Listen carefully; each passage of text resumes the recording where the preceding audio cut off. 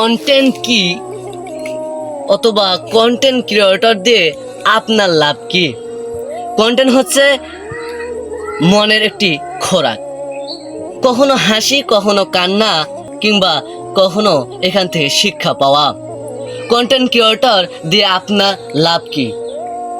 একজন content creator remittance যোদ্ধা, ডলারের মাধ্যমে দেশে রেমিটেন্স নিয়ে আসে।